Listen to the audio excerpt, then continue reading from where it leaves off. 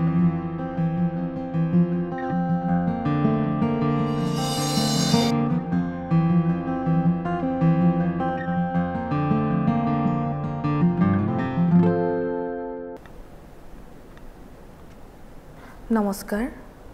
মই জাহ্নৱী বৰুৱা গগৈ প্ৰিয় শিক্ষকসকল আপোনালোকক আজি NIOS ৰ অন্তৰ্গত পাঠ্যপুথি নং 510 খণ্ড 1 গোট 4 ৰ অভিজ্ঞ হাত আৰু ইয়াৰ ভূমিকা আৰু প্ৰয়োজনীয়তা পাঠটিলৈ স্বাগতম জনাইছো প্ৰিয় শিক্ষকসকল আজি আমি আলোচনা কৰিবলৈ লোৱা বিষয় হৈছে অভিজ্ঞ হাত কি শিক্ষণ প্ৰক্ৰিয়াত প্ৰত্যক্ষ আৰু পৰোক্ষ অভিজ্ঞতাৰ ভূমিকা আৰু প্ৰয়োজনীয়তা অভিজ্ঞ হাত ইংৰাজীত যাক কোৱা হয় hands on experience অভিজ্ঞ হাত হৈছে নিজে সংবেদনশীল হৈ নিজৰ দ্বাৰা আহৰণ কৰা পোনপটীয়া জ্ঞান বা অভিজ্ঞতা সদায় নিজে কিবা কৰা বা চাক্ষুষ অভিজ্ঞতাৰ ফলত কৌশলগত জ্ঞান আহৰণ কৰা হয় যদিও কৌশলগত জ্ঞান কোনো বিশেষ ক্ষেত্ৰত সীমিত কিন্তু এয়া দক্ষ নিপুণ আৰু জ্ঞানপূৰ্ণ অভিজ্ঞ হাত সদায় বিশ্বসনীয় এই অভিজ্ঞতা সদায় নিজ হাতে কিবা কাম কৰি বা প্ৰদৰ্শন কৰি আহৰণ কৰা যায় এয়া নহয় যে আমি কোনো কৰ্মশালাত অংশগ্ৰহণ কৰি ভাষণ দিয়া কাৰ্য যাৰ বাবে কোনো প্ৰমাণপত্ৰৰ দ্বাৰা সন্মানিত কৰা হয় কিতাপ পঢ়ি কোনো কৌশলগত জ্ঞান দক্ষতাৰে আহৰণ কৰিব নোৱাৰি নিজ হাতে কামে কৰা অভিজ্ঞতাৰ দ্বাৰাহে দক্ষতাৰ পৰিচয় দিব পাৰি কিতাপ পঢ়ি পোৱা জ্ঞানৰ বা তথ্য প্ৰয়োগ কৰি পোৱা অভিজ্ঞতাই সদায় জ্ঞানপূৰ্ণ কৰে কেৱল কামৰ কথা পাতি বা কাৰোবাৰ দ্বাৰা কাম কৰোৱাই অৰ্জন কৰা অনুভৱ কেতিয়াও অভিজ্ঞ হাত নহয় চাই শুনি অনুভৱ কৰি সোৱাদ লৈ গোন্ধ লৈ ইত্যাদি ধৰণে অভিজ্ঞতা বুটলা যায় ব্যক্তিগতভাৱে সকলোৰে এনে ধৰণৰ পৰিস্থিতি কিছুমানৰ সন্মুখীন হয় শিক্ষণ লাভ কৰে অভিজ্ঞতাহে মানুহক পূৰ্ণ শিক্ষণ লাভ কৰাত সহায় কৰে অভিজ্ঞতা অবিহনে শিক্ষণ কেতিয়াও সম্ভৱ নহয় শিক্ষণৰ শেষ নাই জ্ঞান লাভ আৰু শিক্ষণ দুইটাৰে সীমাৰ শেষ নাই একেৰাহে সকলো কাম শিকি গৈ থাকিলেও আমাৰ অনুভৱ হয় যে শিকিবলৈ এতিয়াও বহুত বাকি আছে শিক্ষণ কেতিয়াও আমি সম্পূৰ্ণকৈ শিকি শেষ কৰিব নোৱাৰো শিক্ষণ কেইবা ধৰণৰ সম্ভৱ হ'ব পাৰে যেনে প্ৰথমতে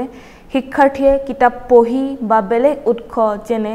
ইন্টাৰনেট আলোচনী বাতৰি কাকত আদিৰ পৰাও বহুতো কথা শিকে আৰু জ্ঞান লাভ কৰে দ্বিতীয়তে শুনি লাভ কৰা শিক্ষণ উৎসাহপূৰ্ণ হয় যুক্তিপূৰ্ণ মনোগ্ৰাহী আলোচনাসমূহ শুনিও জ্ঞান লাভ আৰু শিক্ষণ সম্ভৱ হয় কিন্তু যদি তুমি কিতাপ পঢ়ি বা শুনি ভাল নোপোৱা বা ৰাপ কম থাকে তেনে দুইটা শিক্ষণৰ ফলাফল ভাল নহয় সেয়ে নিজে কোনো কৰ্ম কৰি পদ্ধতি কৌশল বা জ্ঞান শিক্ষণ লাভ কৰাটো হৈছে আটাইতকৈ প্ৰয়োজনীয় শিক্ষণৰ উপায় কৰ্ম অভিজ্ঞতাই আমাক সদায়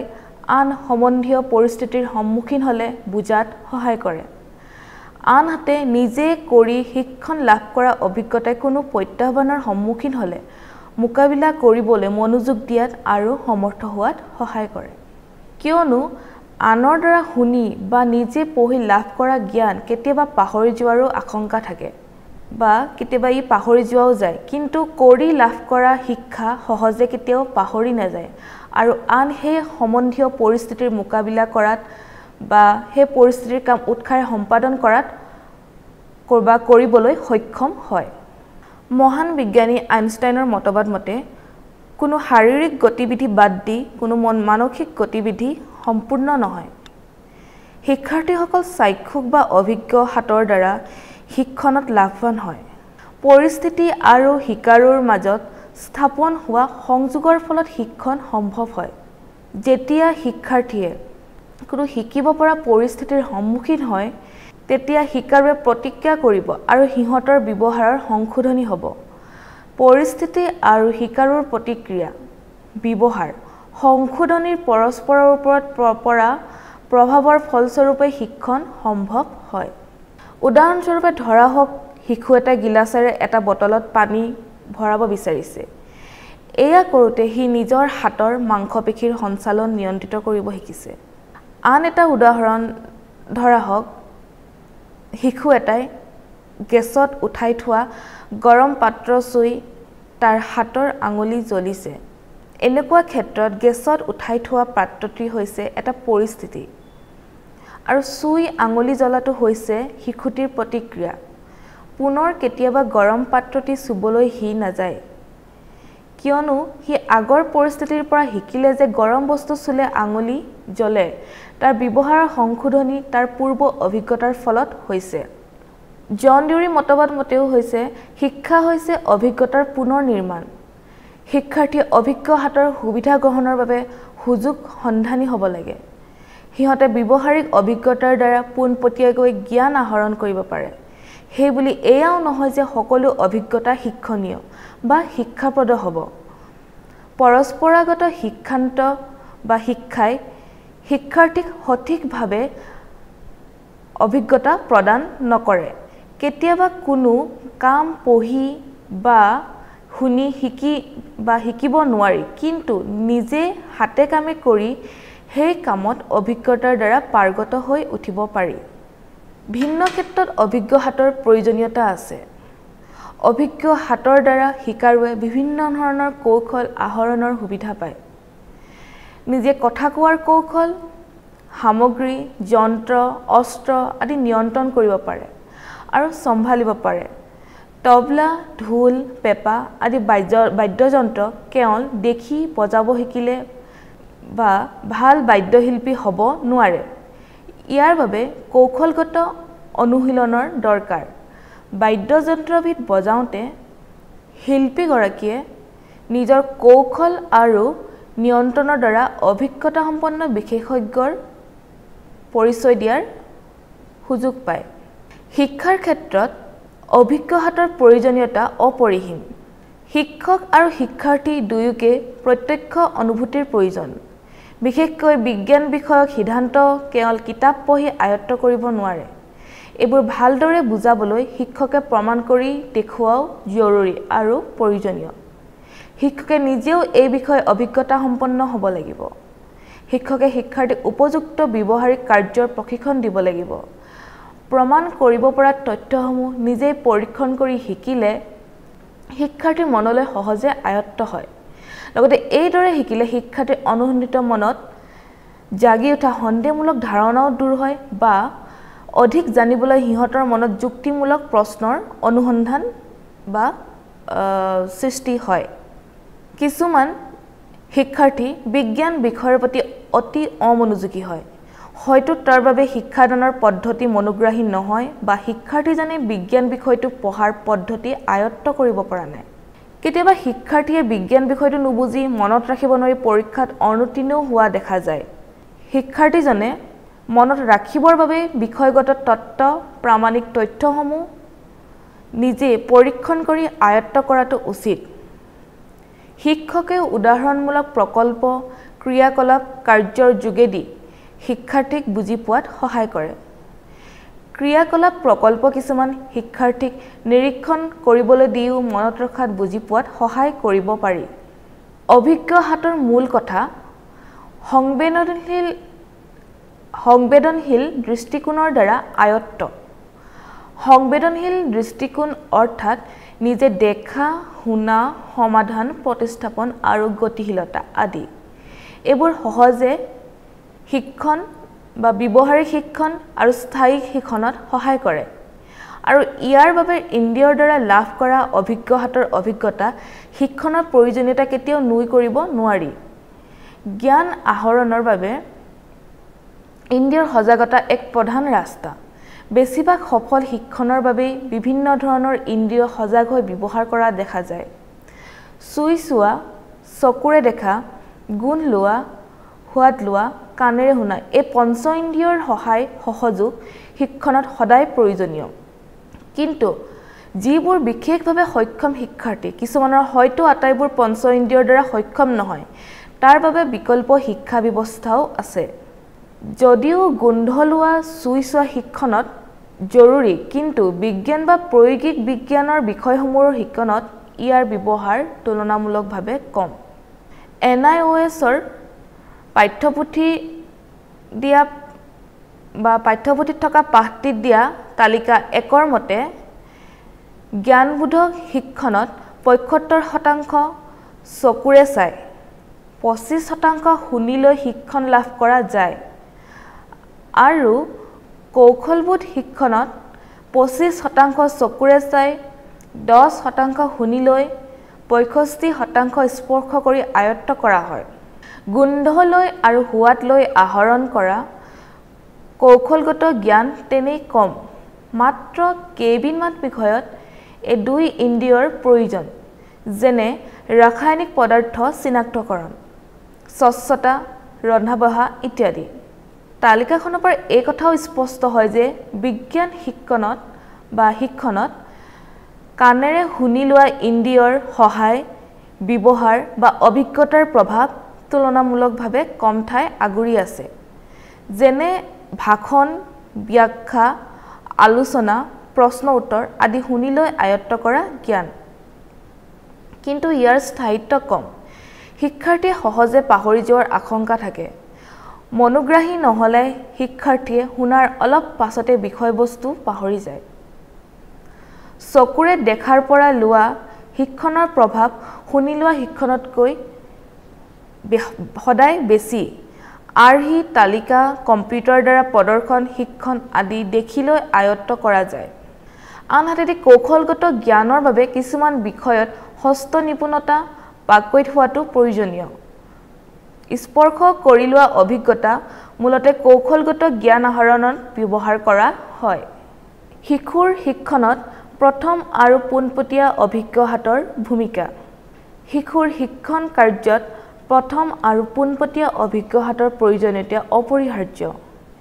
শিশুৱে কেৱল প্ৰজ্ঞানাত্মক ক্ষেত্ৰ ব্যৱহাৰ কৰি পোনপটীয়া অভিজ্ঞতাৰ শিকন লাভ কৰে এনে নহয় মনোসঞ্চালক ক্ষেত্ৰ আৰু ভাৱাত্মক ক্ষেত্ৰ ব্যৱহাৰ কৰিও পোনপটীয়া অভিজ্ঞতাৰ শিক্ষণ লাভ কৰে যেতিয়া কেইবাটাও ইন্দ্ৰিয়ৰ দ্বাৰা সজাগ হৈ এই তিনিওটা ক্ষেত্ৰ ব্যৱহাৰ কৰি উদ্দীপনা হিচাপে শিক্ষণ আহৰণ কৰে তেতিয়া ইয়াৰ দ্বাৰা শিকাৰুৱে নিজৰ পূৰ্বৰ কোনো বিষয়ৰ সামগ্ৰিকতাৰ সন্দৰ্ভে স্পষ্টকৈ জনাৰ আৰু বিকাশ কৰিবৰ বাবে বেছি সুবিধা পায় কিছুমান কৌশলগত জ্ঞানৰ ক্ষেত্ৰত সফলতা আৰ্জিবলৈ শিশুক প্ৰথমে পোনপটীয়াকৈ শিক্ষণ লাভৰ প্ৰয়োজন আছে বিশেষকৈ কিছুমান কৌশলগত জ্ঞান কেৱল শৰীৰৰ নিৰ্দিষ্ট অংগ সঞ্চালন কৰিহে দক্ষতাপূৰ্ণ শিক্ষণ লাভ কৰিব পৰা যায় যেনে তবলা বাদন ঢোল বাদন বিজ্ঞানৰ পৰীক্ষাগাৰত জবা ফুল এপাহৰ বিভিন্ন অংশসমূহ নিৰীক্ষণ কৰিবলৈ যাওঁতে প্ৰথমে ফুলপাহৰ ছেদনৰ নীতি নিয়মবোৰ আৰু হাতৰ সঞ্চালন নিয়ন্ত্ৰণ শিক্ষণৰ বাবে অভিজ্ঞ হাতৰ দৰকাৰ পোনপটীয়া অভিজ্ঞতা বা প্ৰকৃত জীৱনৰ নিজা অভিজ্ঞতাই শিশুৰ শিক্ষণত বিশেষ ভূমিকা পালন কৰে যেনে অভিৰুচন বৃদ্ধি অভিজ্ঞ হাতৰ শিশুৰ শিক্ষণৰ উদ্দেশ্যে অভিৰুচনৰ দ্বাৰা মনোযোগ বৃদ্ধি কৰে প্ৰাথমিক স্তৰত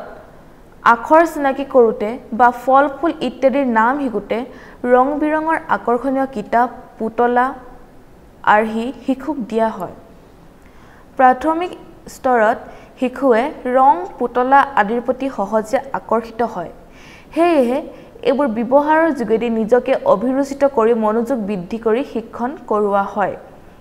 আন এটি অভিজ্ঞতা আচাৰ ব্যৱহাৰৰ সংশোধন অভিজ্ঞ হাতৰ যোগেদি শিশুৱে নিজৰ আচাৰ ব্যৱহাৰ শিক্ষণ আৰু সংশোধন কৰিব পাৰে যেনে ডাঙৰক সন্মান শিক্ষকক সন্মান সৰুক মৰম সমাজ সচেতনতা আদি ব্যৱহাৰমূলক জ্ঞান আনক দেখি লাভ কৰা যায় পৰীক্ষাগাৰত কৰা ব্যৱহাৰিক কাৰ্যসমূহ সদায় অভিজ্ঞ হাতৰ ফলাফল ৩ যোগাযোগ বিকাশ ভাষা সন্দৰ্ভত উপযুক্ত অভিজ্ঞ হাতৰ অভিজ্ঞতাই শিশুক কথা কোৱাৰ কৌশল কোনো বিষয়ক বৰ্ণনা কৰা কৌশল ভিন্ন মানুহৰ সম্বোধিত কৰি কথা কোৱাৰ কৌশল আদি আয়ত্ত কৰাত সহায় কৰে ভাষা আহৰণ শুনি লৈ চুই লৈ কৰা যায় শিশুক কোনো বিশেষ সজ্জিত আৰ্হি দি বহুতো শব্দৰে বৰ্ণনা কৰিবলৈ দিব লাগে যাৰ দ্বাৰা আনৰ সৈতে যোগাযোগ মাধ্যম স্থাপনত সহায় কৰে শিক্ষণৰ ভিত্তিত অভিজ্ঞতাক দুটা ভাগত ভাগ কৰা যায় এক হৈছে প্ৰত্যক্ষ অভিজ্ঞতা দুই পৰোক্ষ অভিজ্ঞতা প্ৰথমে আহোঁ আমি প্ৰত্যক্ষ অভিজ্ঞতালৈ কোনো বস্তু বা কোনো প্ৰতীক চিহ্নৰ সৈতে প্ৰথম আৰু পোনপটীয়াকৈ লাভ কৰা অভিজ্ঞতাৰ পোৱা শিক্ষণ হৈছে প্ৰত্যক্ষ অভিজ্ঞতা। স্বয়ং আৰু স্বয়ংক্ৰিয়ভাৱে অনুভৱ কৰা অভিজ্ঞতা।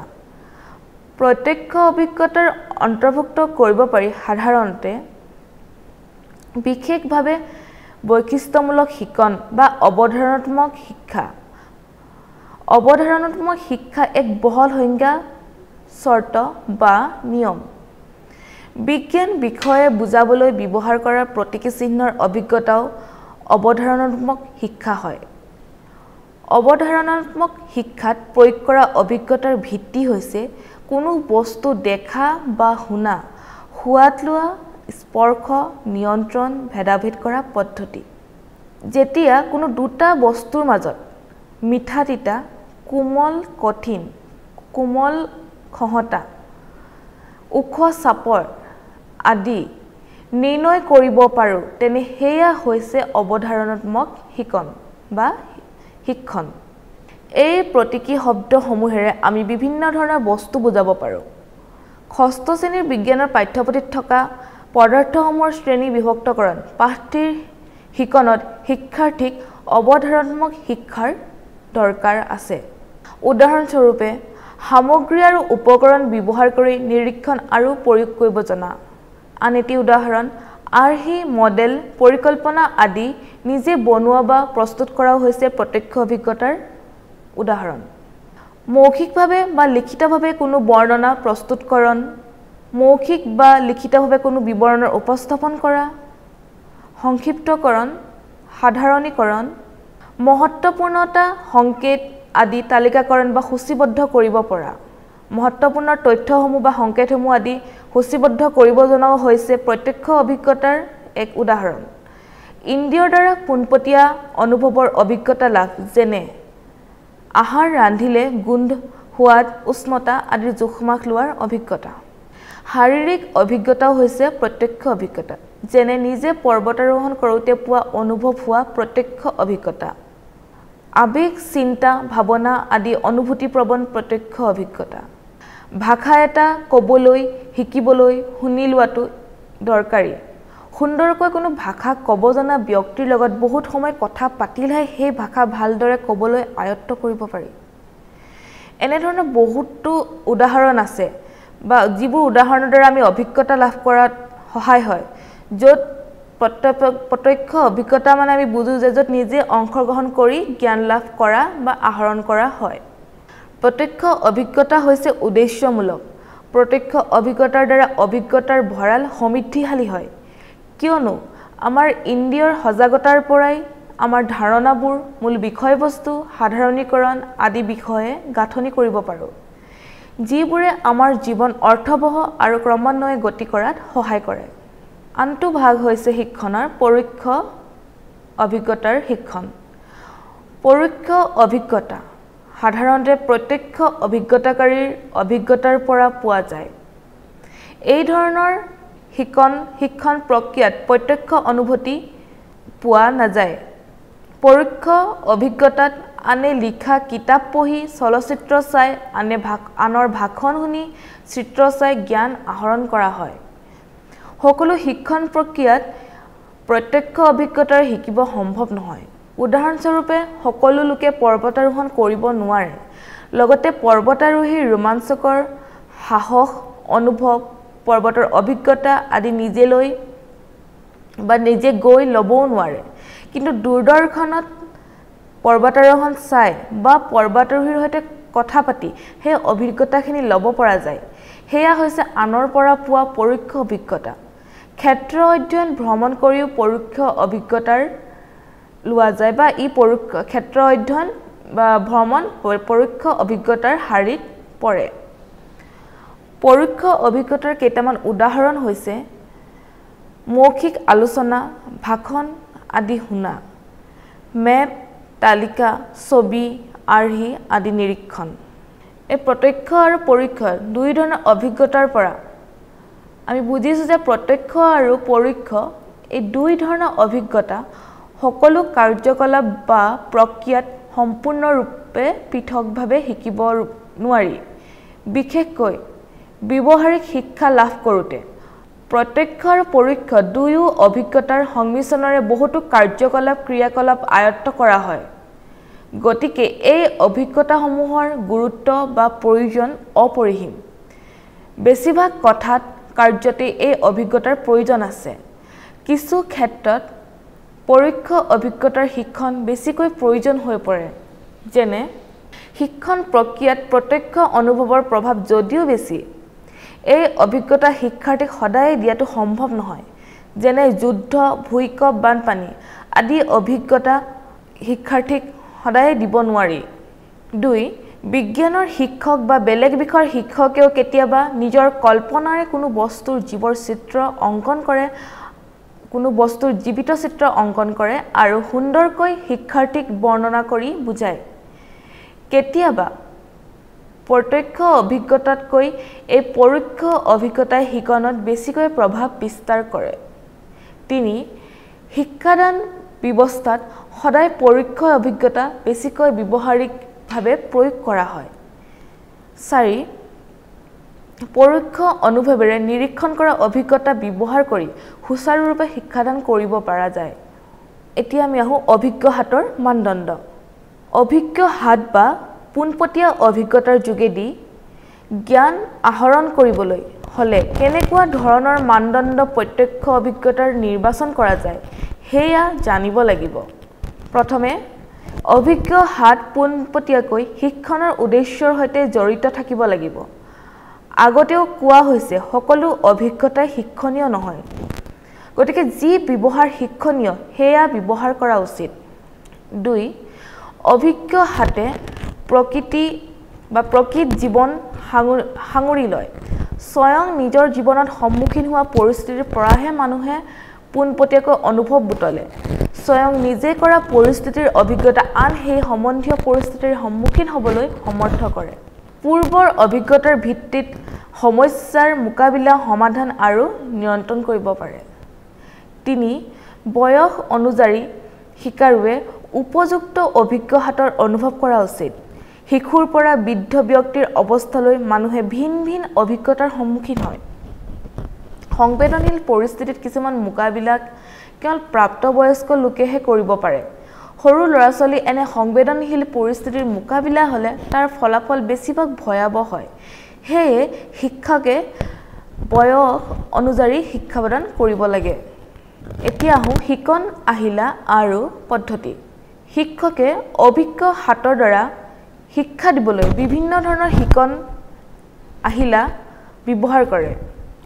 শিক্ষাৰ্থীসকলে একেবাৰে সকলো জ্ঞান প্ৰাপ্ত কৰিব নোৱাৰে